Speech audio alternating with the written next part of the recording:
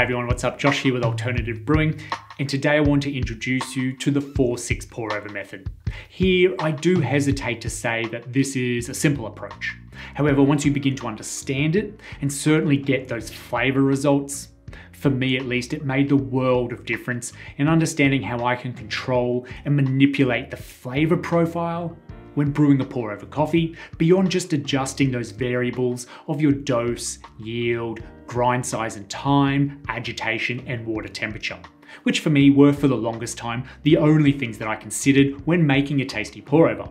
However, I often felt though that there was still something missing in the execution of really managing the flavour of the coffee that I brew. The answer for me is this 4-6 method. Now, there is a whole history of the when, who, and how this became famous. This actually led to a World of Coffee Brewers Cup Championship, so I'm going to add those details in the description down below. But for now, let's dive in and learn what this brew changing technique is all about and how you can use it to brew the coffee you're going to enjoy drinking every time. Let's go. All right, let's break this down slowly. The 4-6 method incorporates a measured technique of dividing the total amount of water that you're going to pour over your coffee, and let's say this is 300 grams. We separate this into two separate arrangements of 40% and 60% of that 300 grams of water that you'll be using. And this is the first step, but don't be put off by this mathematical dilemma. Let's not forget we have genius calculators in our pockets. Yo Siri, what's 40% of 300? It's 120. Yo Siri, what's 60% of 300? It's 180. Easy as that. Let's begin by taking a look at that first 40% of water that you'll add to your coffee. Here, you're given factors of being able to pour this in two separate pours.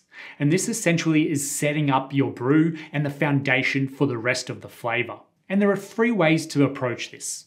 You're either going to divide that 40% of water into equal parts. So that would be a 60 gram bloom and then a 60 gram second pour, or have a lesser initial bloom amount. So for this example, I'm going to be using a 40 gram bloom and then an 80 gram second pour, or the other way around, which would be a larger bloom amount. So the reverse, and you would be having an 80 gram bloom and a 40 gram second pour. Here the bloom, or this first pour, is where we let it completely run out and almost dry, and then we're usually going to let it rest for upwards of around 40 seconds. And this allows all the grinds to get fully saturated before we finish the brew. Now, with every consecutive pour after this bloom, we're going to let it run almost dry before we then immediately and gently begin adding the next amount of water and so on.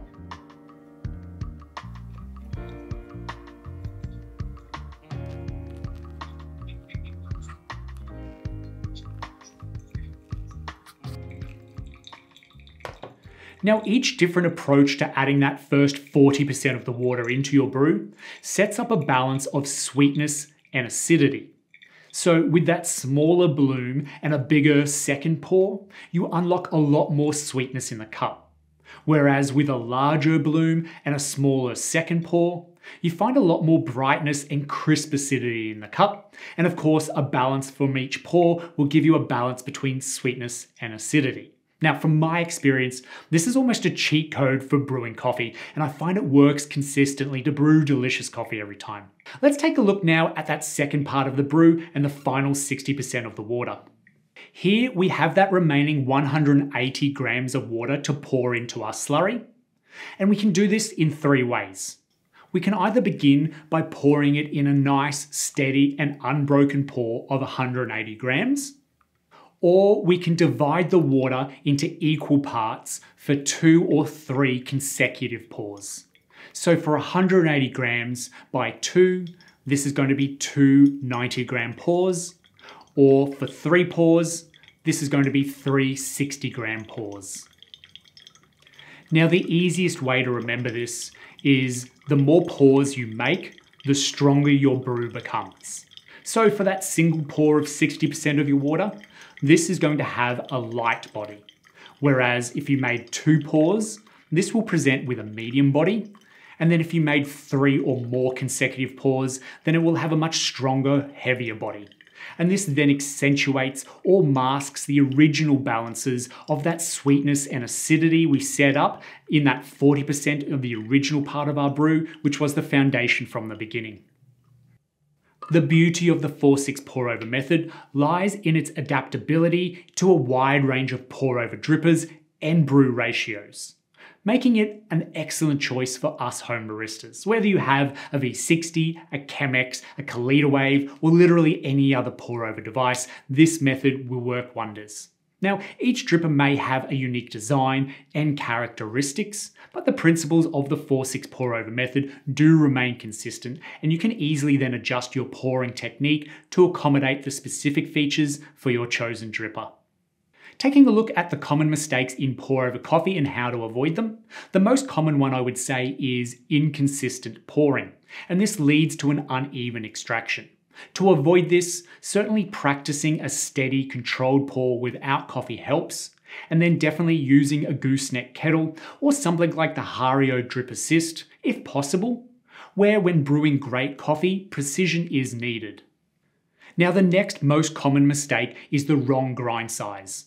Using the wrong grind size can result in over-extraction, where your coffee is too fine and the water sits in the brewer for too long in contact with the grounds. And the hallmark flavour here is that it is burnt, bitter, or has an ashy aftertaste. Then there is under-extraction. This is where your coffee is ground too coarse and the water flows through too fast. And this way, your brew will lack any strength or depth of flavour and can also be quite acidic or sour. So you want to be able to adjust your grind to match the brew time. Now, the example I've used today has been a standard 15-gram dose to 300-gram pour, and I've looked to finish this brew at around the 230 to 330 minute mark, which in itself is quite a large window, but it does depend on how many pours that you are using, so certainly play around with it to find the grind that works best for you.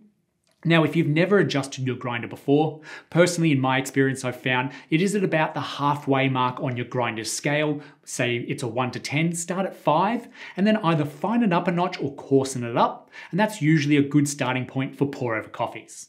Then of course, you want to taste your coffee and adjust the grind to get that sweetness for next time. And lastly, I do want to leave you with an advanced technique once you have mastered the 4-6 pour-over method, and that is temperature profiling. Now, it is not for everyone, but yes, for those of you who are looking to take those skills to the next level, consider temperature profiling. This is where you experiment with different water temperatures during your brew, so different temperatures with different pours, and this way you accentuate specific flavour notes. More on that in a later video. And I do encourage you to grab your favorite dripper now, grab some quality beans, and start practicing this 4-6 pour-over method. And with a bit of patience and certainly experimentation and fun, you might discover a world of control that you never knew existed. So thank you so much for joining me today. And if you did find this tutorial helpful, don't forget to smash that like button and subscribe to our channel for more coffee-related content. And until next time, brew with precision and savor every sip. Happy brewing.